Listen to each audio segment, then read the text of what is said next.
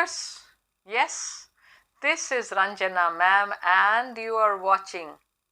Yes, it's mine as well as your channel. And this time it is Julius Caesar. Those of you who have been, quite a few of you have been waiting for this scene. It is indeed a very lengthy scene.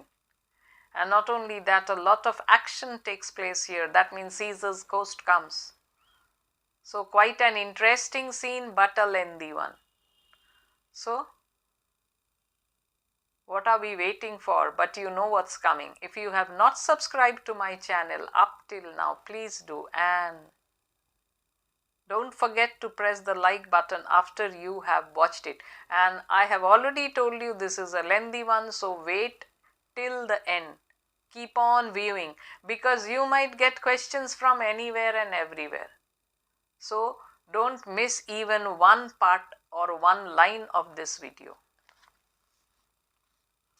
So this scene, Act 4, Scene 3, and where does it take place? It is in Sardis.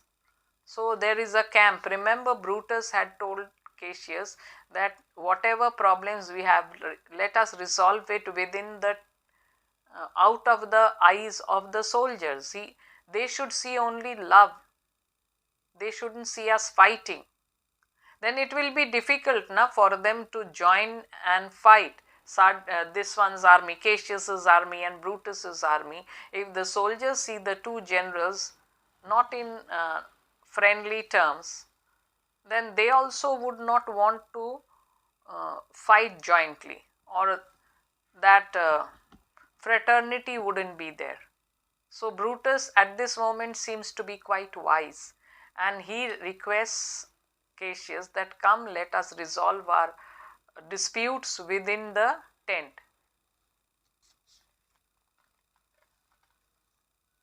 Enter Brutus and Cassius. This is the tent of Brutus. Cassius, the moment they enter, Cassius starts complaining that, and there ensues quite a bitter fight between these two. Even Brutus is very angry. Actually, he is angry because of a different reason. That you have wronged me doth appear in this, you have condemned and noted Lucius Pella for taking bribes here of the Sardians, wherein my letters praying on his side, because I knew the man, were slighted off. So there is a man called Lucius Pella. So he is close to Cassius, but he is a corrupt person. So Cassius doesn't agree to it, and he says that you have treated me, Brutus, you have treated me unjustly. So Lucius Pella, you have condemned him, you have disgraced him for accepting bribes from the people of Sardis, but in spite of the fact that I had written to you and requested you not to punish him, and because I know that Lucius Pella is an honorable person, but you did not give importance to my letter, you treated my letter with contempt. So what happened? Lucius Pella was accused of taking bribe and he had been condemned by Brutus and also noted. That means Brutus must have been quite strict with Lucius Pella. But who appeared or who requested on behalf of Lucius Pella? Cassius. Cassius says, I know the person and he cannot be corrupt. He cannot be accused of taking bribes. But Brutus did not pay any heed to the letter written by Cassius. Brutus, you wronged yourself to write in such a case. So Brutus also is not that gentle person at this moment. There is a sorrow within his heart that is eating him up, and naturally he seems to be quite rude today. So he says that it was not worthy of you to write such a letter. That means you are supporting a corrupt person. Cassius, in such a time as this, it is not meet that every nice offense should bear his comment. So Cassius, he is not ready to agree to what Brutus says. He says that in this difficult situation, it is not right. It is not proper that every small mistake should be criticized as strongly as it is done on the peaceful situation. That means in peaceful situation, you might condemn something, you might criticize something strongly. But when the situation is critical, it's not really proper that you should criticize it in such a strict manner. That means during difficult times, we should be a little more lenient. Brutus, let me tell you, Cassius, that you yourself are much condemned to have an itching palm, to sell and mart your offices for gold to undeservers. So Brutus now accuses even Cassius. He says, Cassius, let me tell you honestly or frankly, you yourself, you have an itching palm. So what does it mean? That you are also a corrupt person, you are fond of taking bribes and putting unworthy people in high positions in return for gold. That means you sell off your offices in return for gold. So Cassius, he's getting angry. I, an itching palm. You know that you are Brutus that speak this. Or, by the gods, this speech were else your last. So Cassius threatens Brutus. He says, you mean to say that I take bribes? So you, just because you are Brutus, you escape. How dare you accuse me? If you were not Brutus, I would not have let you go without harming you. So I would have never given you a chance to talk again if you were not Brutus. Brutus is his brother-in-law. So I wouldn't have allowed you even a single moment of your life if you had not been Brutus. That means just because you are Brutus, I don't take any actions against you for calling me, for saying that I accept bribes. The name of Cassius honors this corruption, and chastisement doth therefore hide his head. So Brutus says that your name and taking of bribes, they are interrelated, and that is why it does not get the punishment it deserves. Oh, you are Cassius, you are the general of your army. That is why you don't get the punishment which a corrupt person should get. Your name and bribery, they are interconnected. But since you are Cassius, you escape the punishment you deserve. Cassius, chastisement, so he is shocked. You are talking of punishment. Brutus, remember March, the Ides of March, remember? Did not great Julius bleed for justice's sake? What villain touched his body that did stab and not for justice? What? Shall one of us that struck the foremost man of all this world cut for supporting robbers? Shall we now contaminate our fingers with base bribes and sell the mighty space of our large honors for so much trash as may be grasped thus? I'd rather be a dog and bay at the moon than such a Roman. So Brutus seems to be disillusioned after the death of Caesar. When he comes to know of the true motives of the conspirators for assassinating Julius Caesar, he seems a bit disillusioned, because other than Brutus, all the other, with the exception of Brutus, all the other conspirators, they had some personal motives for killing Julius Caesar, and he comes to realize it a little later, and naturally he is a disillusioned man.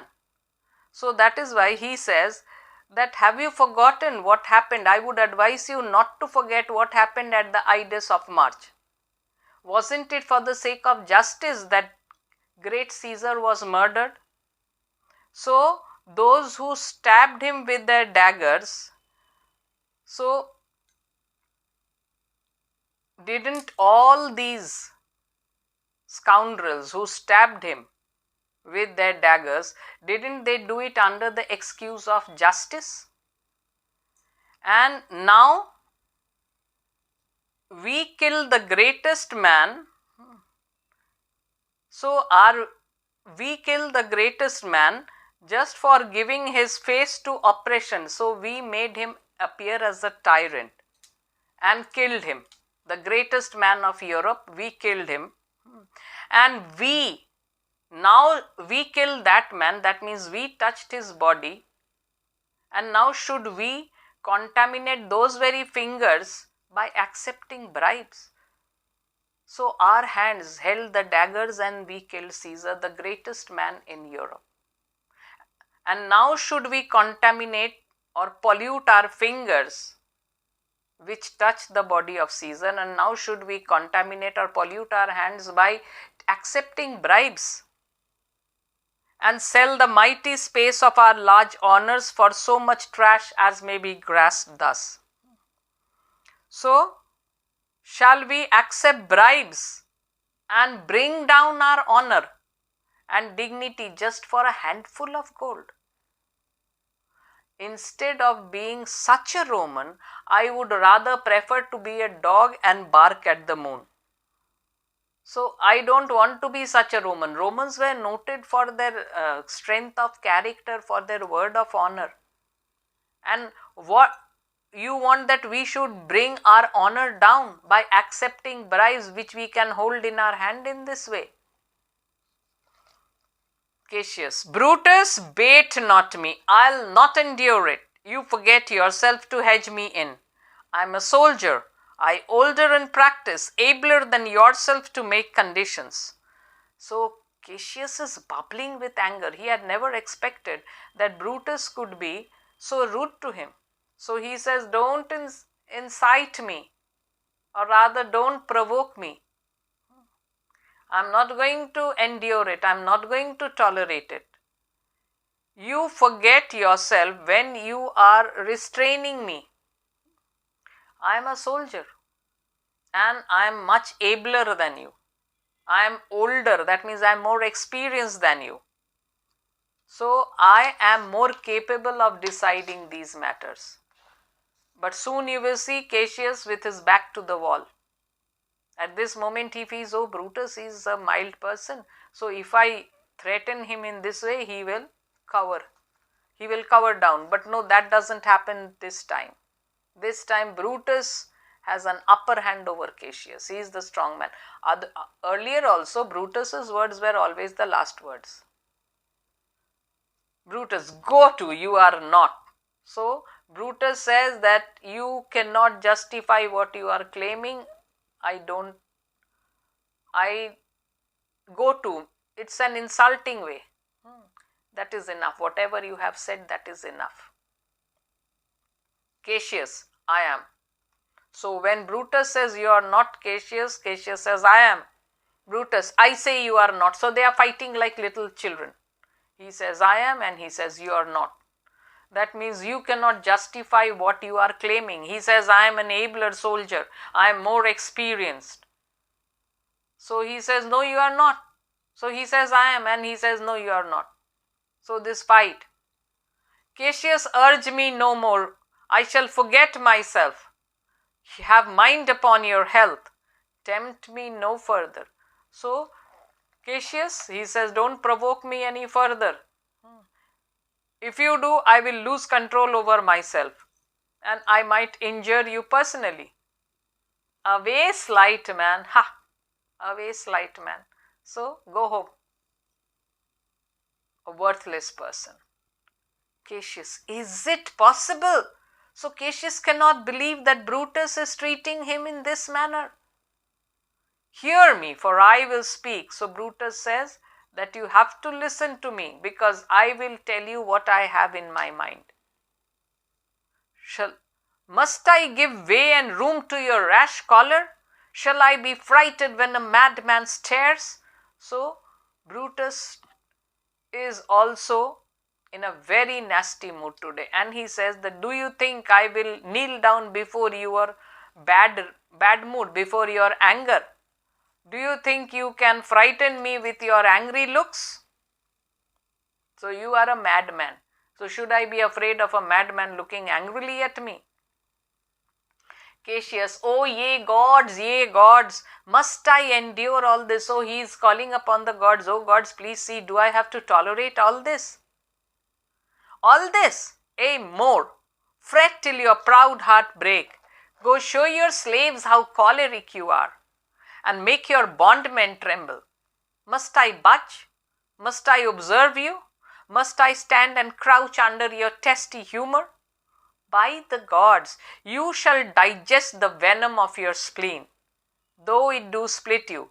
For from this day I'll use you for your mirth, yea, for my laughter, when you are waspish. So Brutus has no intention of stopping. Though Cassius seems to be very angry, Brutus still goes on. So Brutus says, when Cassius says, do I have to endure all this? He says, all this you will have to endure much more. You can fume or you can get angry as much as you like till you become humble. So till you learn how to behave. So fret till your proud heart breaks, and then go and show your slaves. That means Pindarus and the rest. So go and show your slaves your anger. Don't show your anger on me. Don't vent your anger on me. You can show this to your subordinates, but not to me. They will tremble, they will shiver, seeing your bad mood. I am not a person. Must I budge? So, do you think that I shall get out of your way? I shall get out of your way to escape your anger. Must I observe you? Must I give you some notice? That means I am not a person to notice your anger. Must I stand and crouch under your testy humour? So do you expect me to stand or rather bend before your nasty temper? By the gods, you shall digest the venom of your spleen. So you will only have to keep your anger to yourself, because I am not going to get scared on account of your anger. So keep your anger to yourself, even if it breaks you. So though it do split you, so even if it breaks you, even if you burst on account of your anger, I am not going to give it any importance. From now onwards, I will use you for my amusement. When you are in such a bad mood, I'll laugh at you. I'll use you for my amusement. Is it come to this? So Cassius cannot believe that this is the very Brutus who was his friend and is also his brother-in-law. You say you are a better soldier. Let it appear so. Make your wanting true, and it shall please me well. For mine own part, I shall be glad to learn of noblemen. So Brutus is teasing him, taunting him. So he tells that you have just now said that you are an abler soldier. You have more experience in military matters. So why don't you prove it? I will only be too pleased. I am willing to be taught by men who are abler than me. And now Cassius will retreat. So, you wrong me every way. You wrong me, Brutus. I said an elder soldier, not a better. Did I say better? So just see, the moment Brutus challenges him, Cassius is drawing back. He is retreating. So he says, no, you are doing me an injustice, Brutus. I never said I am a better soldier. Did I say better? I said I am an older soldier. But I never said better. But just see what he had said.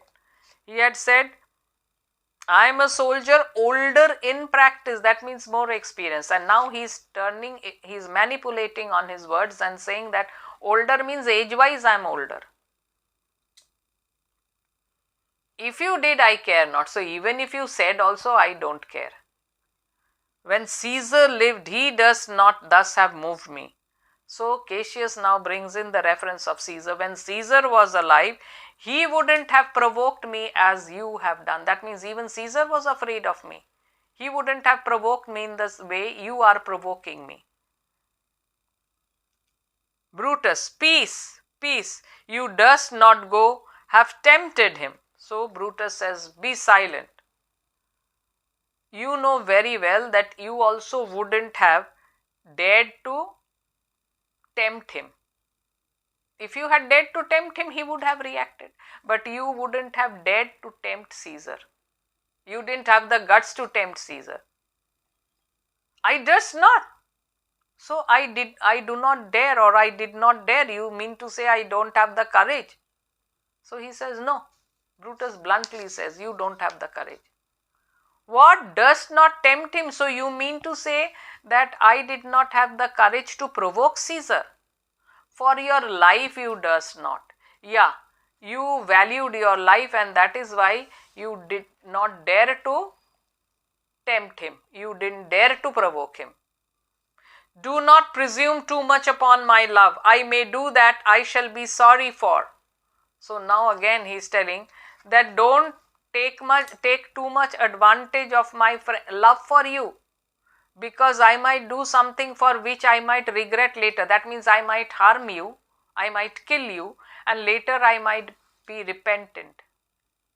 You have done that you should be sorry for. So you ought to repent for what you have already done.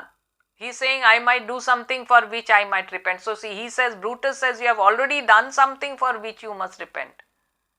There is no terror, Cassius, in your threats. That means your threats, they don't terrify me. For I am armed so strong in honesty that they pass by me as the idle wind, which I respect not. So Brutus says that I know I am an honest person, and so your anger has no influence on me. They are just like the wind which blows. So as the wind blows, they don't influence us. When there is a storm, we are afraid. But when a breeze blows, are we influenced? No. So your anger and your show of anger, they pass by me as the wind which blows. And I don't respect it. I give no importance to it. I did send to you for certain sums of gold, which you denied me. This is one reason. For I can raise no money by vile means. By heaven, I had rather coin my heart and dropped my blood for drachmas than to wring from the hard hands of peasants their vile trash by any indirection. So Brutus, this is one reason why he is angry with Cassius. So he says that I had asked you to send me some money and you had refused. Why did I ask you for money? Because I cannot stoop so low and raise money in a vile manner, in a cheap manner. By the gods of Rome, I would turn my own heart into gold and coin every drop of my blood into money than extract money from the poor peasants, from the hard-earned money of the poor peasants. I did send to you for gold to pay my legions, which you denied me. Was that done like Cassius? So I had requested you for money to pay my army, and you had refused to do so. Was that done like Cassius? So was that an action worthy of my brother-in-law Cassius? Should Cassius have done that? Should I have answered Cassius? So that means if you had requested for me for money, would I have refused you? Then why did you refuse me? When Marcus Brutus grows so covetous to lock such rascal counters from his friends, be ready, gods, with all your thunderbolts, dash him to pieces. So he says that if you had requested me for money, I wouldn't have refused you. So if I grow so covetous, that means if I grow so greedy as to refuse my friend the money, these worthless pieces of metal, he calls money worthless pieces of metal. So if I were to keep money away from my friends when they need it, I just wish that the gods should dash me to pieces with their thunderbolts. That means if I stoop so low as to keep away my money from my friends, may God strike me with thunderbolt. I denied you not. You did. I did not. He was but a fool that brought my answer back.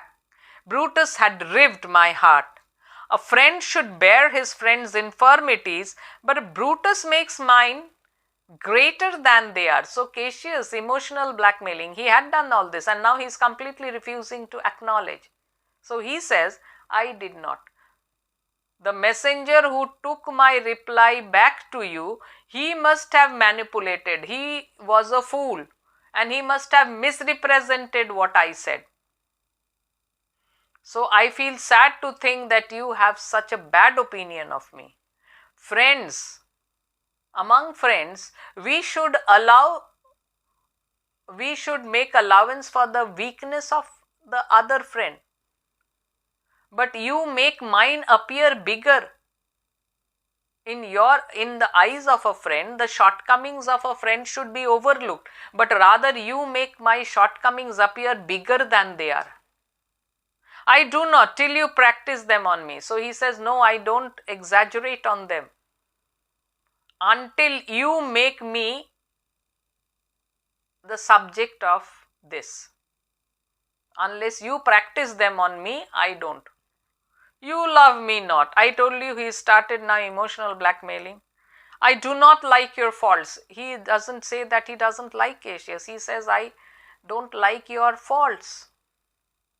A friendly eye could never see such faults. So he says, in the eyes of a friend, these faults are overlooked. So Brutus says, a flatterers would not, though they appear as huge as high Olympus. So Brutus says that no, if the friend is a true friend, then he will notice it. But if the friend is a flatterer, then these faults won't appear as faults even if they are as high as Mount Olympus. So when will these not appear as faults? If he is not a genuine friend. If he is a flatterer, then these won't appear as faults. Come Antony, young Octavius, come, revenge yourself alone on Cassius. So he is being so dramatic. Come Antony, come Octavius, take your revenge on Cassius. For Cassius is aweary of this world, hated by one he loves, braved by his brother, checked like a bondman, all his faults observed, set in a notebook, learned and conned by rote, to cast into my teeth. So Cassius says, so he is being so dramatic. So I am really tired of this world. I am sick of this world. Why? Because I am being hated by someone I love. That means he is referring to Brutus. I am being treated in a contemptuous manner by my own brother. He refers to Brutus, who is his brother-in-law. And I am being scolded like a slave. All my faults, they have been carefully observed, as if noted down, as if in a notebook, then noticed carefully and mugged up by heart to be thrown in my face. He says in my teeth. So all my faults noted, observed, written down to be thrown back on me. Oh, I could weep my spirit from mine eyes. There is a dagger and here my naked breast. So there is a dagger and here my naked breast. Within a heart dearer than Pluto's mind, richer than gold. If thou beest a Roman, take it forth. I that denied thee gold will give my heart. Strike as thou didst us at Caesar. For I know when thou didst hate him worst, thou loved him better than ever you loved Cassius. So this is a very emotional speech which Cassius gives to Brutus. And now Brutus will become cool again. So he had flared up for a moment. Brutus is normally a stoic, indifferent to pleasure and pain and anger and all that. But for some moments he had become angry, but he will cool down soon.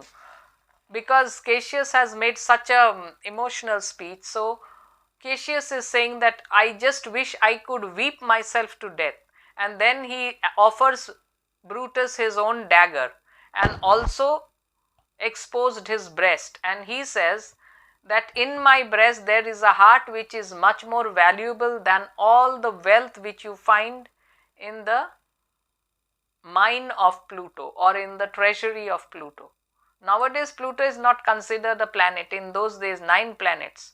So Pluto was the one farthest away from the sun. Nowadays it has lost its name of being a planet.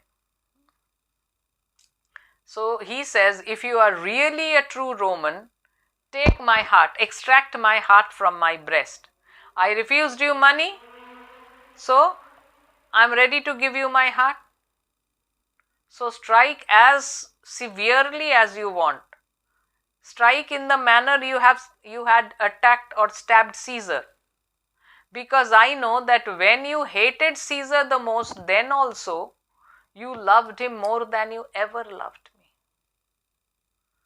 So this emotional speech will cool Brutus. Sheathe your dagger, be angry when you will, it shall have scope. Do what you will, dishonor shall be humor. O Cassius, you are yoked with the lamb that carries anger as the flint bears fire. Who much enforce shows a hasty spark, and straight is cold again. So Brutus, I told you, he has become calm. So he tells Cassius, Cassius, put your dagger in your sheath, and I will allow you to be angry whenever you like. You will have a free display of your anger. I won't restrict you. So do whatever you like. I will take your insult as if it is a joke. Cassius, you have a brother, that means I am your brother who is as gentle as a lamb. And my anger is like the flint stone. So if you rub the flint stone, it produces a hasty spark and then the spark dies out. So my anger is like that. My anger is just for a moment. It doesn't last more than a moment. And then it becomes cold again. Hath Cassius lived to be but mirth and laughter to his Brutus when grief and blood ill-tempered vexeth him? So now Cassius knows he has won. He has won the battle against Brutus. First he had challenged Brutus, Brutus had got angry and then he retreated, and now emotional blackmailing, and finally he has been successful in cooling Brutus. So he says that have things come to such a situation that you make me an object of ridicule when I am being troubled by sadness and bad temper. So now Brutus, he doesn't answer Cassius back. What does he say? When I spoke that, I was ill-tempered too. So when I said that I will use you for my mirth, I will use your anger for my amusement, that time even I was angry. Do you confess so much? Give me your hand. So Cassius is very happy and he says, so do you accept that you were also in a bad mood? So now let's shake hands. He offers his hand. And my heart too. So Brutus says, I just don't offer my hand, I am offering my heart also along with it. So yes, as he said, he is like flintstone, his anger. He gets angry for a moment and then is cool again. Oh Brutus, Brutus, what's the matter? Have you not love enough to bear with me when that rash humor which my mother gave me make me forgetful? So Cassius says, don't you have enough love for me to tolerate my bad temper, which I have inherited from my mother?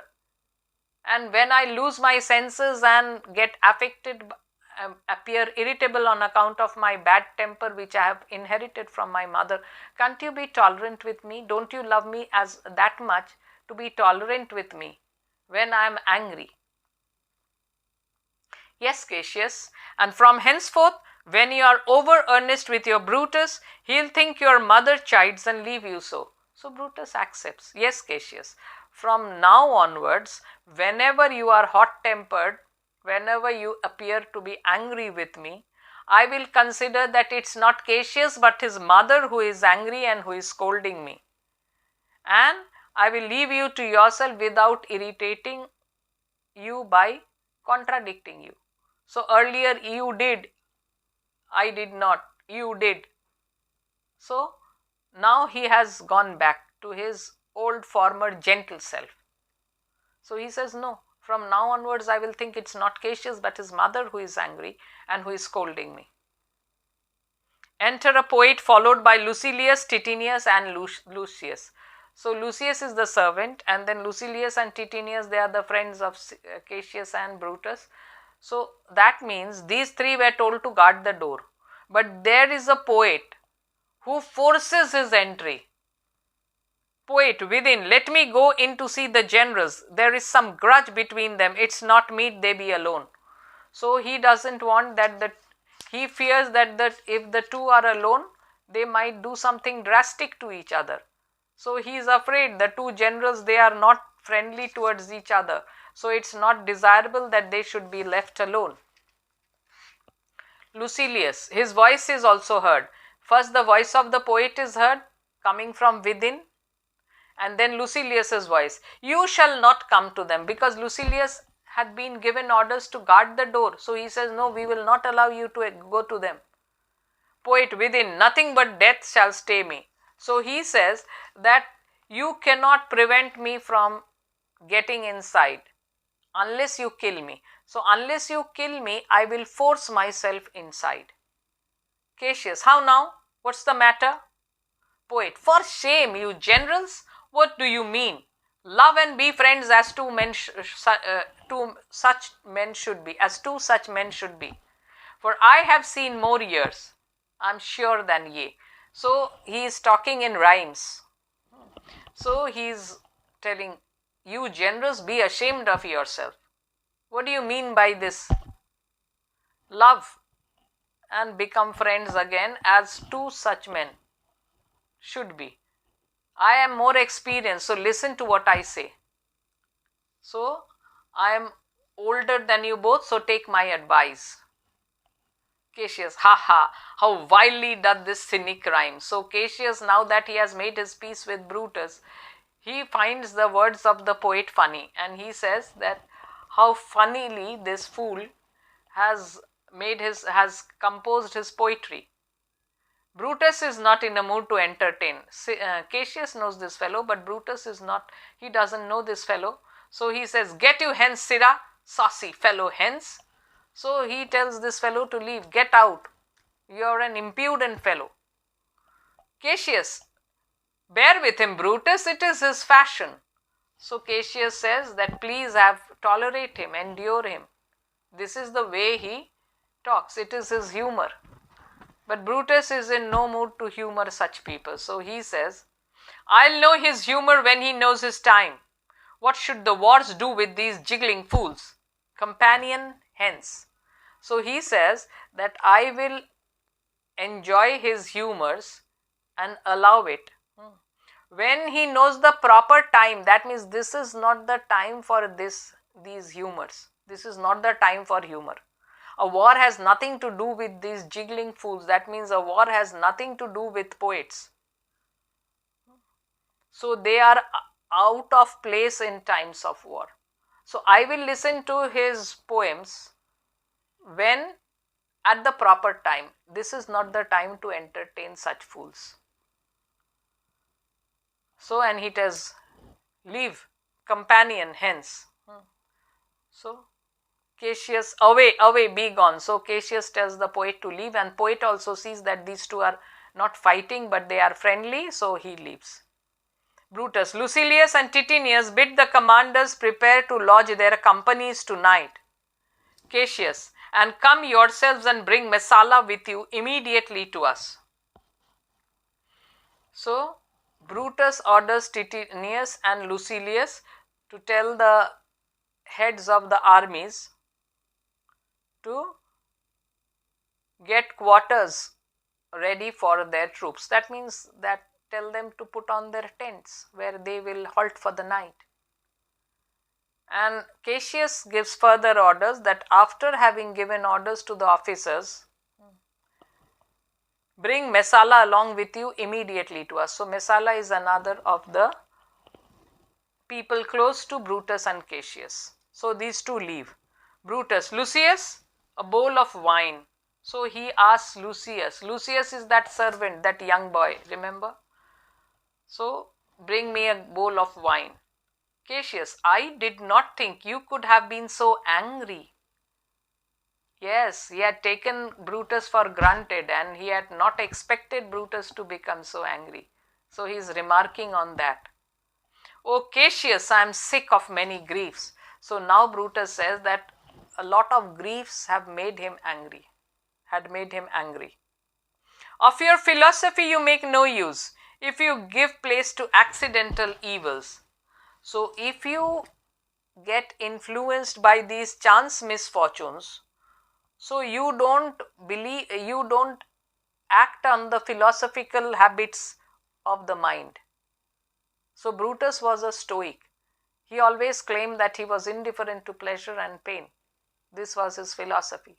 But then you don't give importance to it if you get influenced by these chance misfortunes. "No man bears sorrow better.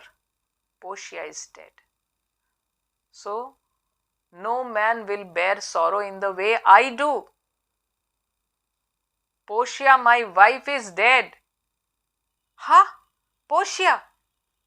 She is dead. How escaped I killing when I crossed you so? Oh, unsupportable and touching loss, upon what sickness?" So Cassius then wonders, "I just wonder how I escaped being killed when I provoked you." That means Brutus in his anger could have killed me when I provoked him. And then he says that yes, it is really an unsupportable and touching loss. And then he asks, of what disease did she die, of what illness? Brutus, impatient of my absence and grief that young Octavius with Mark Antony have made themselves so strong, for with her death that tidings came. With this she fell distract, and her attendants absent swallowed fire. So that was a horrible way to die. So she was unable to bear my absence, and she was also sad on getting the news that Octavius and Mark Antony conjointly have raised a great army against us. And these news came after her death to Brutus. She became mad, she lost her senses, and when the attendants were not there, were not close to her, she swallowed fire. It is said that she swallowed burning charcoal. Cassius, and died so. Even so. "O ye immortal gods, re-enter Lucius with wine and tapers." Brutus, speak no more of her. Why? He doesn't want that his spirit should get dampened on account of this sad news. So he says, don't speak anymore. "Give me a bowl of wine. In this I'll bury all unkindness, Cassius." So he tells that give me a glass of wine and I will drink or drown all my unkindness. So all the rude behavior which I had meted out on you, I want to bury them and go for a fresh friendly relationship. And he drinks it. "Cassius, my heart is thirsty for that noble pledge. Fill, Lucius, till the wine overswell the cup. I cannot drink too much of Brutus's love." So Cassius says, this is something which I really desire. "Lucius, fill the glass to the topmost, because I have too much of Brutus's love and it is impossible for me." And now Lucius goes away. So we'll stop here. This is a very big scene. I told you, a very lengthy scene. So y'all must have got bored. So if I tax you further, you will stop. So this is, I think, more than 300, or rather, let me check. 302. So we have just done 160. So more than half, and the remaining half I will do it in the next video. So for the time being, Ranjana ma'am bids you goodbye.